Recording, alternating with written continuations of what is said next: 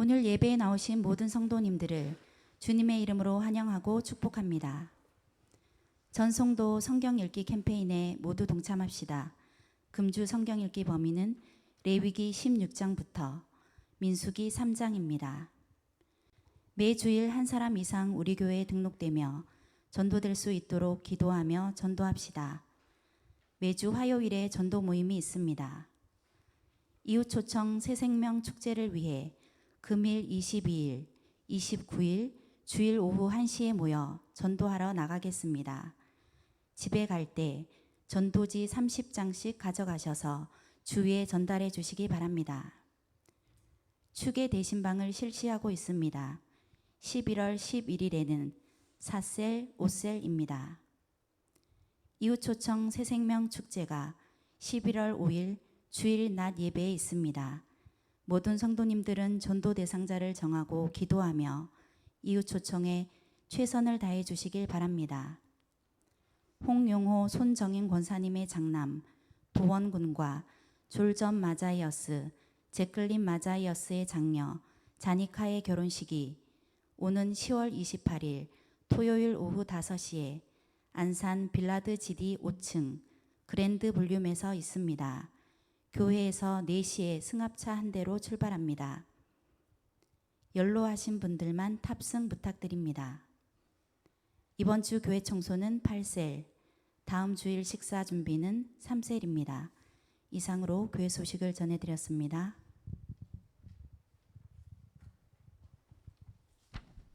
하나님의 말씀은 요한복음 1장 35절부터 42절의 말씀입니다. 요한복음 1장 35절부터 42절 한 절씩 교독 후 42절 같이 함께 합독합니다.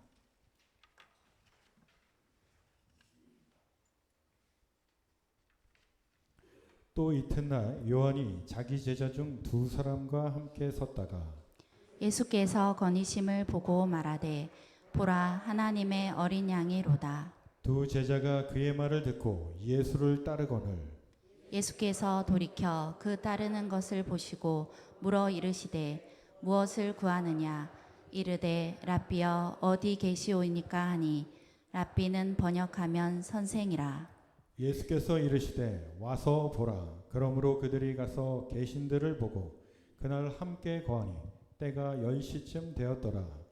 요한의 말을 듣고 예수를 따르는 2사람 중에 하나는 시몬 베드로의 형제 안드레라. 그가 먼저 자기의 형제 시몬을 찾아 말하되 우리가 메시아를 만났다 하고 메시아는 번역하면 그리스도라. 데리고 예수께로 오니 예수께서 보시고 이르시되 내가 요한의 아들 시몬이니 장차 게바라 하리라 하시니라. 게바는 번역하면 베드로라. 아멘. 하나님께서 우리에게 주신 본문 말씀으로 지혜롭게 전도하라 이러한 제목으로 말씀을 선포합니다.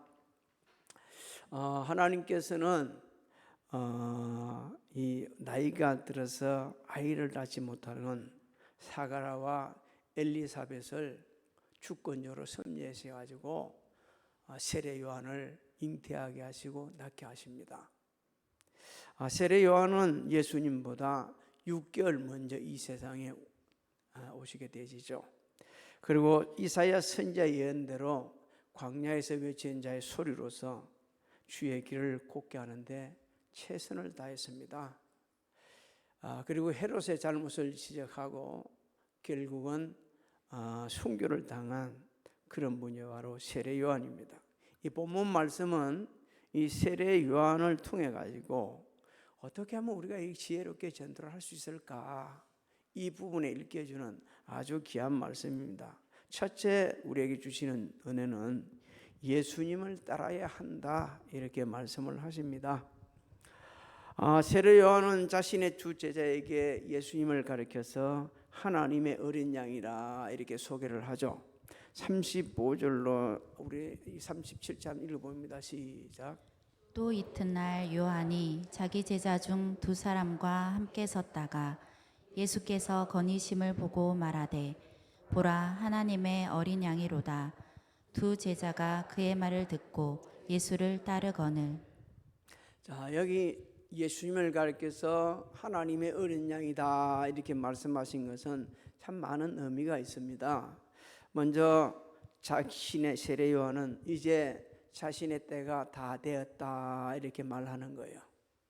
그동안 예수님의 그 길을 걷게 한다고 애를 쓰고 수고해서 이제 예수님께서 활동할 시대가 된 거예요.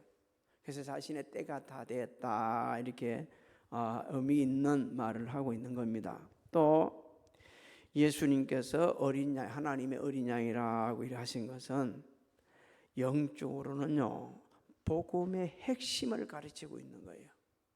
예수 그리스도가 복음의 핵심입니다. 그렇습니다.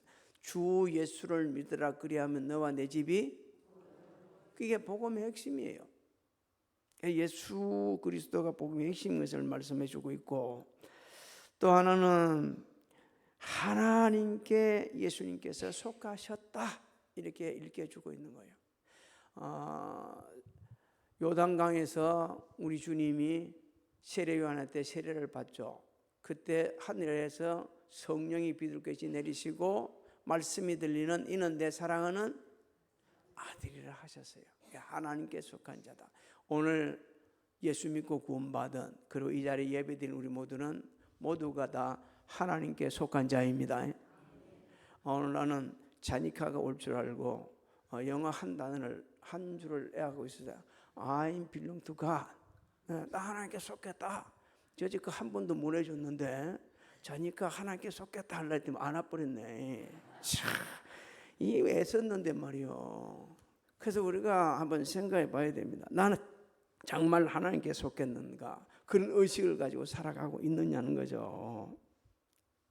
그래서 예수 믿고 구원받은 성도들은 모두가 다 하나님께 속했습니다. 내 자신이 속했다는 것은요, 내가 가지고 있는 모든 것이 하나님께 속한 거예요. 할렐루야.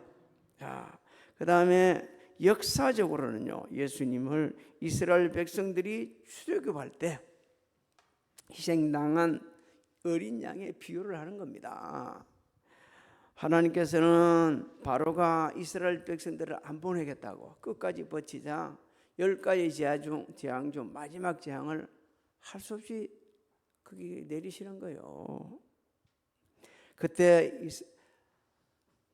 그 애굽에 있는 초태생들, 사람이나 짐승이나 다 죽는 거예요. 그래서 그런 상황에서 이스라엘 백성들을 보호하시기 위해서 하나님께서는 양을 잡아가지고 피를 문설주에 바르라고 그랬습니다. 그러면 죽음의 신이 넘어가겠다고 하셨어요. 그때 희생당한 양은 예수 그리스도를 상징하는 겁니다. 문설주에 바른 피는 예수님께서 우리 죄를 대신 지시고 십자가에서 흘리신 보혈을 상징하는 것이 되지죠. 그 사실 출애굽기 12장 12절로 14절에 기록되어 있습니다. 같이 읽습니다. 시작. 내가 그 밤에 애굽 땅에 두루 다니며 사람이나 짐승을 막론하고 애굽 땅에 있는 모든 처음 난 것을 다 치고 애굽의 모든 신을 내가 심판하리라. 나는 여호와라. 내가 애굽 땅을 칠 때에 그 피가 너희가 사는 집에 있어서 너희를 위하여 표적이 될지라. 내가 피를 볼 때에 너희를 넘어가리니 재앙이 너희에게 내려 멸하지 아니하리라.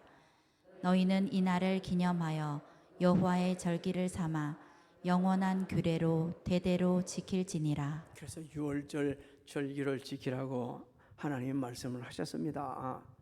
이 세례 요한의 복음의 주체가 뭐냐? 세상 죄를 지고 가시는 예수님께 집중되어 있습니다. 자신을 따르는 제자들까지 예수님을 따라가고 있잖아요. 자신의 시대는 이제 끝났고 너희들은 예수님을 따라야 한다. 왜? 예수 그리스도가 복음의 핵심이기 때문에 그런 겁니다. 그래서 세례 요한의 두 제자는 자기 스승을 버리고 예수님을 따랐어요. 그게 또 다른 또 세례 요한이 예수님을 따르게 한 목적이 또 있었어요. 예수님의 온유하신가 그 겸손하심의 품성을 배우고 그러고 나서 사명을 감당해야 된다는 거예요. 이 따른다는 것은 뒤에 쫄쫄 따라다니는 게 아니에요. 예수님의 모든 것을 본받고 배우는 겁니다. 그래서 그것을 실천하는 거예요. 예수님을 따르는 자는 사심이 없어야 된다고 우리에게 또 그 당시 제자들에게 일깨주는 겁니다. 사실 이 세례 요한은 사심이 없었어요. 광야에서 외친 자의 소리로 주의 길을 곡해하고 있을 때에 유다 장국자들이 와가지고 당신이 우리가 기다리는 메시아냐 이렇게 묻죠. 그럴 때 나는 메시아 아니다. 그런데 누구냐? 나는 이사야 선지자가 말한 대로 광야에 외친 자의 소리다. 나는 그분의 신발끈도 풀지 못하는 사람이고 예수님은 너무너무 위대한 분이라고 사심 없이 증거를 했어요. 요즘에 세례 요한처럼 인정을 받는 주의 종이나 정치가들이나 사회에서 많은 사람들이 있다 그러면 그냥 예수님 필요 없어요. 누구죠? 내가 그렇다고 하면서 막 드러내고 있잖아요. 그래서 자신이 스포트라이트를 다 받으려고 있잖아요. 그런데 세례 요한은 사심이 없었습니다. 사심 없이 겸손하게 자신을 지극히 낮추고 예수님을 높이면서 복음을 전하였어요. 그래서 우리에게 예수님을 따르려면 사심 없이 따라야 된다. 주님의 온유하고 겸손함을 배워야 된다. 그리고 복음을 순수하게 전해야 된다. 지난주에 제가 말씀드렸죠. 지난주인지 모르겠습니다. 사도 바울이 복음 전하다 감옥에 갇혀 있는데 어떤 사람은 순수하게 복음을 전하고 어떤 사람은 사심을 가지고 전했다고 성경은 우리에게 말씀해 주고 있습니다. 지금 이 시대에도 그런 사람이 많이 있을 수 있습니다. 그렇기 때문에 사심 없이 자신을 낮추어 예수님을 따라가면서 배우면서 겸손하게 복음을 전해야 된다는 것이죠. 왜 우리가 그렇게 해야 되느냐? 여러분, 우리는 이 세상에 많은 사람들이 있지만 복음을 듣지 않는 사람이 더 많습니다. 또 복음을 들어도 믿지 않는 사람들이 더 많아요. 그래서 이 성경은 반드시 예수를 믿어야만이 구원받는다고 말씀하고 있거든요. 이 말씀을 우리가 전해야 되는 거죠. 세례 요한의 두 제자는 자신들의 그 스승이 전하는 복음을 듣고 예수님을 따르기 시작합니다. 38절을 한번 읽어볼까요? 시작. 예수께서 돌이켜 그 따르는 것을 보시고 물어 이르시되 무엇을 구하느냐? 이르되 랍비여 어디 계시오니이까 하니 랍비는 번역하면 선생이라. 자, 예수님께서 몸을 돌이키셔서 두 제자를 보셨다는 것은 이미 제자로 받아들인 것을 의미합니다. 받아들인다. 그러면서 중요한 질문을 하죠. 무엇을 구하느냐? 오늘 우리에게 주시는 질문입니다. 이 세상 모든 사람들에게 주시는 질문이에요. 너는 무엇을 찾고 믿으며 구하는 것이 무엇이냐? 너무너무 귀한 질문. 여러분은 어떻게 대답하겠어요? 네가 구하는 게 뭘 찾고 있냐? 네가 구하는 게 뭐냐? 너무 심각한 질문이거든요. 그런데 우리는 대답할 준비가 잘 돼 있어야 됩니다. 이와 비슷한 질문이 있습니다. 솔로몬이 1000번제를 드리고 있을 때 꿈에 주님 하나님이 찾아가셨어요. 그러니까 이렇게 묻습니다. 나 너한테 뭘 줬고? 거의 같은 말씀이에요. 그러니까 솔로몬이 뭐라고 그러죠? 지혜를 주십시오. 얼마나 멋진 대답을 했는지 하나님께서 감동을 받으셨어요. 야, 어찌 너 그걸 구하냐? 다른 사람들은 다 돈 구하고 권력 구하고 건강 구하고 뭐 가족 구하는데 너 어찌 그것만 구하냐? 그러면서 하나님께 축복하시죠. 그래, 네한테 지혜도 주지만 전무후무한 복을 줄게. 그대로 되었습니다. 오늘 우리에게 이 질문 하시는 거예요. 너 지금 뭐 죽고? 너 지금 뭐 하고 있냐? 뭐 찾냐? 각자가 마음속으로 대답해야 됩니다. 두 제자는 서스럼없이 말합니다. 라삐여 어디 계십니까? 그러죠. 이게 대답입니다. 라삐여 어디 계십니까? 이 무슨 뜻입니까? 우리는 예수님을 찾고 있습니다. 예수님을 만나기 원합니다. 우리는 예수님을 구주로 영접하기 원합니다. 예수님을 스승으로 모시기를 원합니다. 예수님께 나와서 우리 인생사를 상담하기를 원합니다. 예수님께서는요, 상담사가 가장 탁월한 상담사라고 이사야 선지자가 그렇게 예언을 했어요. 그에 대한 예수님의 반응을 한번 봅시다. 어떤 반응을, 예수님이 반응을 보이시는지 39절을 한번 읽어볼까요? 시작. 예수께서 이르시되 와서 보라. 그러므로 그들이 가서 계신 데를 보고 그날 함께 거하니 때가 10시쯤 되었더라. 예수님께서는 두 제자를 구원으로 초청하시는 겁니다. 연한 행복으로 초대하는 거예요. 성경은 우리에게 말씀합니다. 하나님께서는 간절하게 찾는 자에게 만나 주신다고. 그리고 그를 위해서 모든 예비하는 복을 주신다고 말씀하고 있어요. 신명기 4장 29절 한번 읽어볼까요? 시작. 그러나 내가 거기서 내 하나님 여호와를 찾게 되리니 만일 마음을 다하고 뜻을 다하여 그를 찾으면 만나리라. 전인격적으로 하나님을 찾으시기를 소망합니다. 그냥 적당히 교회 왔다가 그냥 가지 말고 앉아 있다가 가지 마시고 이 시간이 하나님 나 꼭 만나고 가야 됩니다. 하나님 지금 내가 갖고 온 이 답답한 거 알죠? 이게 지금 해답 찾고 가기를 원합니다. 이 간절한 마음이 우리에게 있어야 돼요. 그걸 하나님 만나 주시는 겁니다. 자, 예수님을 따라야만이 그렇게 된다. 그래야 전도할 수 있다. 그 다음에 두 번째 주시는 말씀이 있는데 우선순위를 따라 전도해야 된다. 이제 따랐습니까? 전도를 해야 되는데 어떻게 하냐? 우선순위를 따라가라는 거예요. 당시 그 두 제자 중에 한 사람이 안드레였어요. 안드레는 예수님을 만났어요. 구원받았어요. 견딜 수가 없는 거예요. 그래서 달려가서 전도를 합니다. 41절을 한번 읽어볼까요? 시작. 그가 먼저 자기의 형제 시몬을 찾아 말하되 우리가 메시아를 만났다 하고 메시아는 번역하면 그리스도라. 할렐루야. 안드레는 예수님을 영접한 후 자신의 형제 시몬에게 먼저 가가지고 복음을 전하였습니다. 먼저 자기의 형제 시몬을 찾아 그랬습니다. 시몬을 찾아 그랬다는 거예요. 여러분 이 먼저라는 말이 굉장히 중요한 거예요. 우선순위를 따라 복음을 전해야 된다.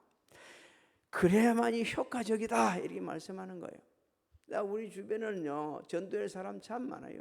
제일 가까이 있는 가족부터 우리 주변부터 차근차근 전도를 해 가야 돼요. 왜 그래야 되냐?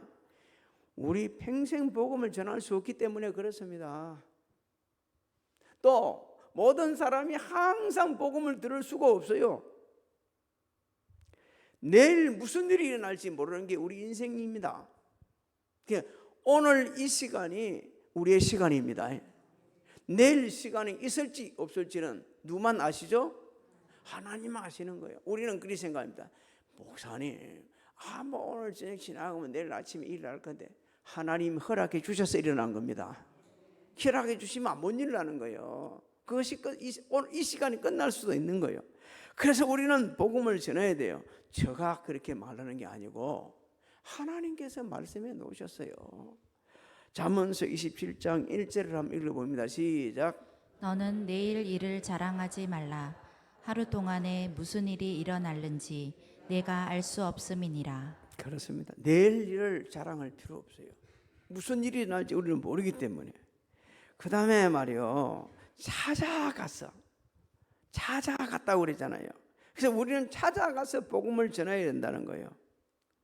여러분 찾아갔다는 것은 크게 두 가지 의미인데, 하나는 열정적으로 복음을 전거하자는 그런 마음의 자세가 되어 있어야 된다는 거예요. 또 찾아갔다는 얘기는요, 전도는 노력의 대가가 필요하다.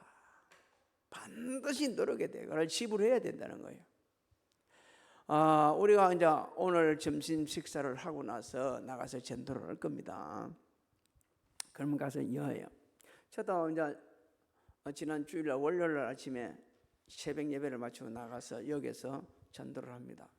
그런데 말이요, 이거 전도지가 너무, 우리 초청장이 너무 색이라서 다 붙어가 있지. 그런데 한 손으로는 그 뭐죠? 금빵을 이리 주는데 휴지는 손에 딱딱 맞춰가지고 10개 이상을 잡고서도 이리 잡고 전도에 주고 이리 줄 수가 있었는데, 감빵은 이게 안 되는 거예요. 막 시간이 빠져 빨리 가는데 막 요거 주려고 그거 그러다 떨어뜨린다. 그걸 떨어뜨린 걸 주기도 뭐하고 말이요. 그거 기가 막힌 일이 벌어지더라고. 그래도 그걸 그렇게 줬어요. 눈 깜박할 사이에 그렇게 많이 나가더라고요. 그러다 이제 어떤 분들은 가다가 그게 안 대배 있는지, 목사님 고생합니다. 고생 계속 하세요. 또 어떤 분은 말이요, 목사님이 이런 새벽에 와서 일을 합니까? 그럼 목사님이 해야지 누가 하겠어. 딴 사람 다 회사 가야 되는데. 그러면서 말이요, 그걸 걸고 왔단 말이요. 그래서 전도는 노력의 대가가 필요해요.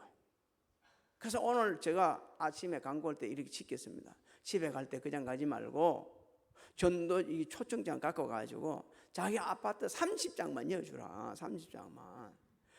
주일날 평소 때는 받은 주보 자기 집에 갖다 놔지 안 봐요. 그냥 그걸 갖다가 자기 집에 주변에 꼽아주는 거, 그게 전도입니다.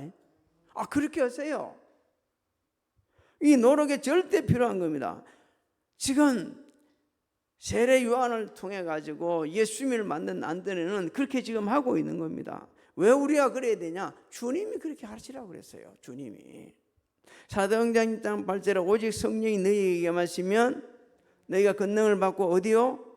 예루살렘, 온 유대, 사마리아 땅끝까지 이르러 내 증인이 되라고 그랬어요. 그 다음에 복음을 전합니다. 우리가 누구 만났다? 메시아 만났다. 우리가 메시아 만났다. 내가 만난 예수를 증거하는 거예요. 예수님께서 구세주인 것을 갖다 믿은 겁니다. 당시 유대인들은 오래전부터 메시아를 기다리고 있었어요. 로마로부터 주권을 상실했죠. 경제적인 수탈을 당했죠.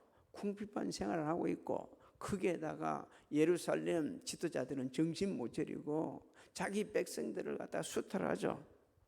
그래서 백성들은 메시아를 기다렸는데 이 메시아는 영적 메시아가 아닌 정치적인 메시아를 기다리고 있었어요. 그런데 예수님은 정치적인 메시아가 아니라 영적 메시아로 오셨습니다.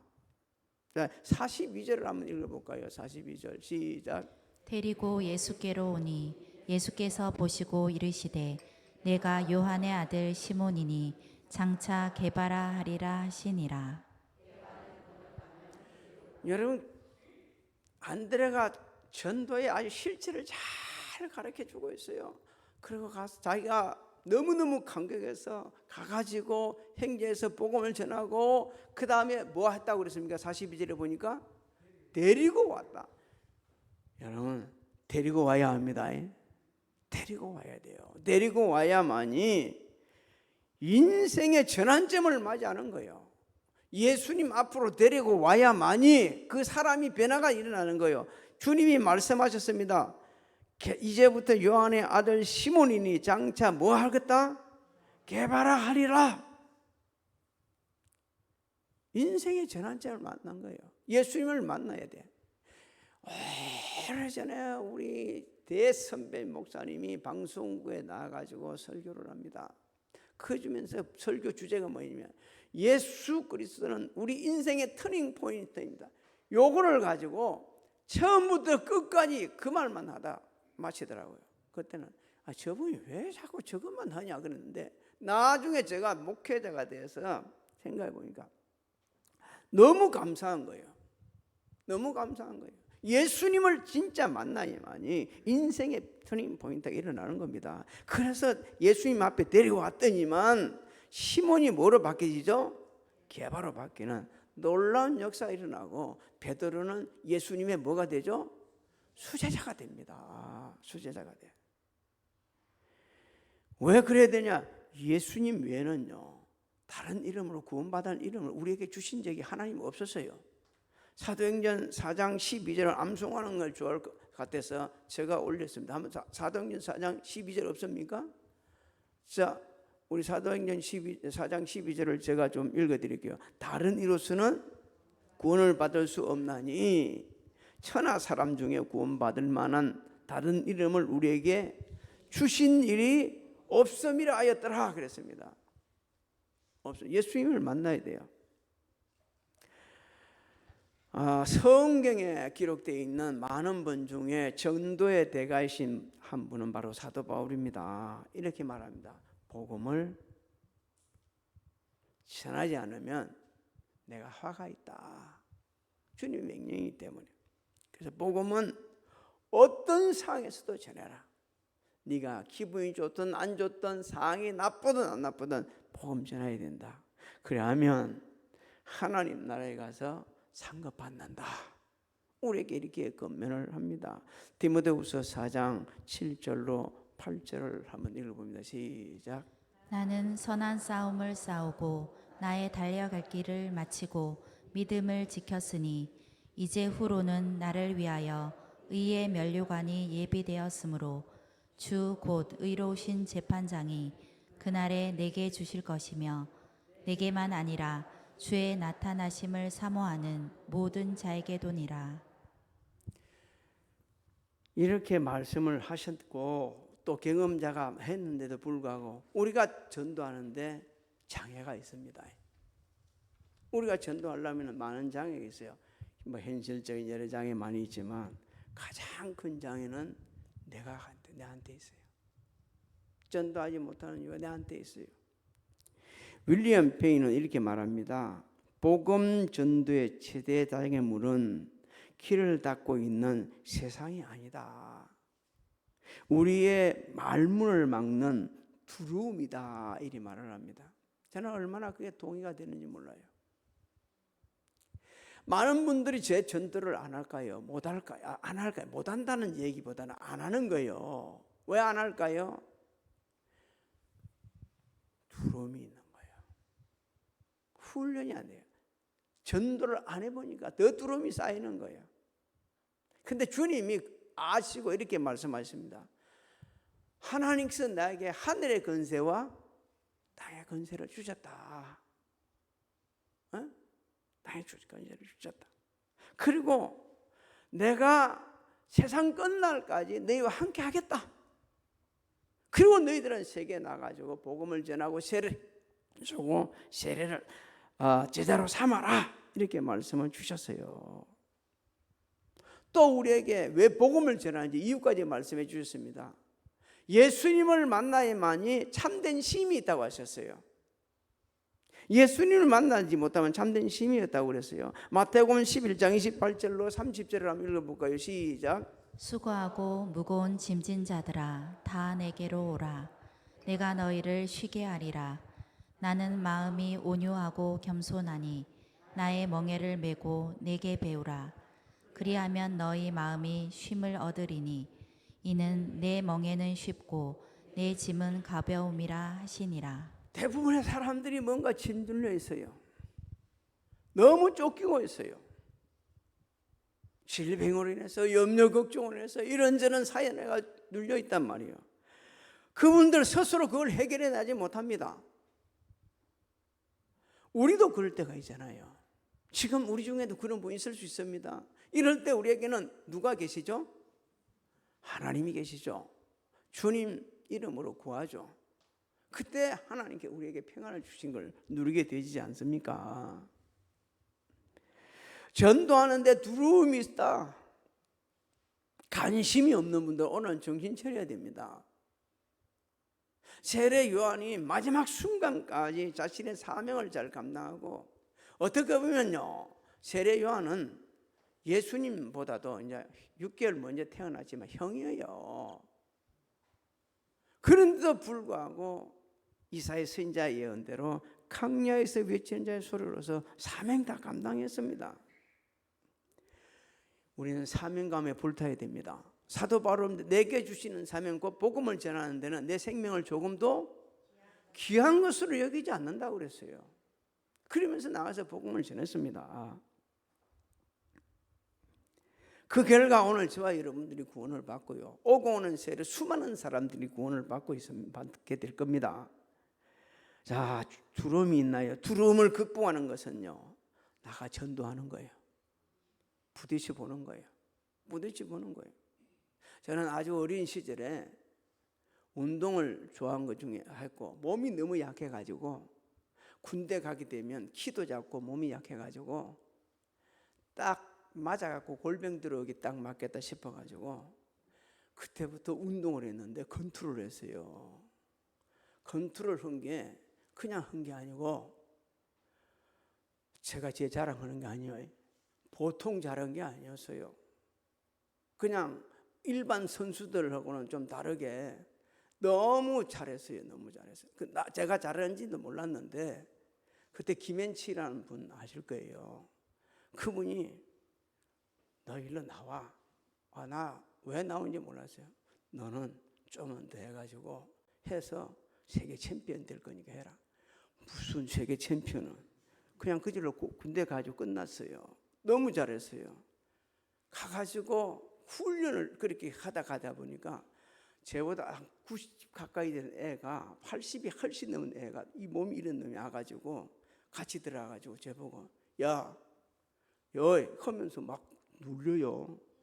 그래서 내가 있다가 저놈하고 싸워서는 나는 안 되니까 너 나 똑 좀 바로 봐라 해놔놓고 막 손을 그 건투하는 거 이걸 얼마나 빨리 손을 뻗었다 뺐다 하니까 그 애가 그때부터 미안하다.